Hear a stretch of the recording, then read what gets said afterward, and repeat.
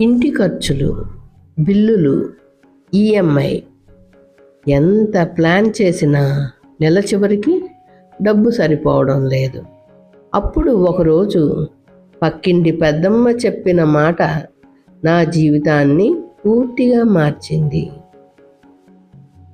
ఆ రోజు నేను మొదటిసారి లక్ష్మీదేవి ముందు దీపం వెలిగించాను. విజయవాడ దగ్గర ఒక చిన్న అపార్ట్మెంట్లో సరోజ అనే మహిళ తన కుటుంబంతో జీవిస్తుంది. ఆమె భర్త ఒక చిన్న ప్రైవేట్ ఉద్యోగం చేస్తాడు. మొదట్లో జీవితం సాధారణంగా సాగేది. కానీ 1 సంవత్సరం లోపల పరిస్థితులు మారిపోయాయి. బిల్లులు పెరిగాయి, ఇంటి ఖర్చులు పెరిగాయి. ఎంత ప్లాన్ చేసినా నెల చివరికి డబ్బు సరిపోవడం లేదు. ఒక రాత్రి సరోజ డైనింగ్ టేబుల్ దగ్గర బిల్లులు చూస్తూ మౌనంగా కూర్చుంది. ఇంత కష్టపడుతున్నా ఎందుకు ఇలా జరుగుతుంది అని ఆమె మనసులో అనుకుంది. ఆమె బాధను చూసి పక్కింటి పెద్దమ్మ ఒకరోజు చెప్పింది, అమ్మ, లక్ష్మీదేవిని సంపద కోసం మాత్రమే ప్రార్థించకూడదు, మార్గం చూపించమని ప్రార్థించాలి. ఆ మాట సరోజ మనసులో బలంగా నిలిచిపోయింది. ఆ రోజు శుక్రవారం సాయంత్రం చిన్న దీపం వెలిగించి ఆమె మొదటిసారి ఇలా జపించింది, ఓం శ్రీం మహాలక్ష్మై నమః. మొదట అది ఒక చిన్న ప్రార్థనే. రోజులు గడిచాయి.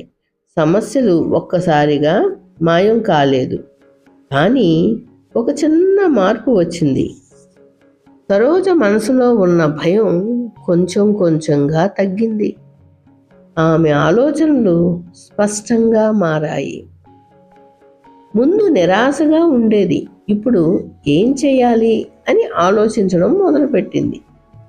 అనవసర ఖర్చులు తగ్గించింది. కొత్త అవకాశాల కోసం చూస్తోంది. ఆమెకు అర్థమైంది, భక్తి అంటే కేవలం ప్రార్థన కాదు, మనసులో ధైర్యం పెరగడం. ఒకరోజు ఆమెకు ఒక చిన్న హోమ్ బేస్డ్ వర్క్ అవకాశం వచ్చింది. మొదట అది చాలా చిన్న ఆదాయం మాత్రమే. అయినా కూడా ఆమె దాన్ని గౌరవంగా తీసుకుంది. ప్రతిరోజు కష్టపడి ఆ పని చేసింది. కొన్ని నెలల తరువాత ఆ పని స్థిరమైన ఆదాయంగా మారింది. ఇంటి పరిస్థితి స్లోలీ ఇంప్రూవ్ అయ్యింది. ఒక శుక్రవారం సాయంత్రం సరోజ మళ్ళీ దీపం వెలిగించింది. ఆమె మౌనంగా లక్ష్మీదేవిని చూసి ఇలా చెప్పింది, అమ్మ, డబ్బు ఒక్కసారిగా ఇవ్వలేదు, కానీ మార్గం చూపించావు. ఆమె ముఖంలో ఒక ప్రశాంతమైన చిరునవ్వు వచ్చింది. లక్ష్మీ కటాక్షం అంటే అది కేవలం సంపద కాదు, సరైన ఆలోచన, సరైన మార్గం, మనసులో నమ్మకం. అవి కూడా లక్ష్మీదేవి కృపే. మీకు ఈ కథ నచ్చితే లైక్ చేసి, షేర్ చేసి గాయత్రి డివోషనల్ ఛానల్ని సబ్స్క్రైబ్ చేసుకోండి. మరిన్ని మంచి కథలతో మీ ముందుకు ఉంటాను.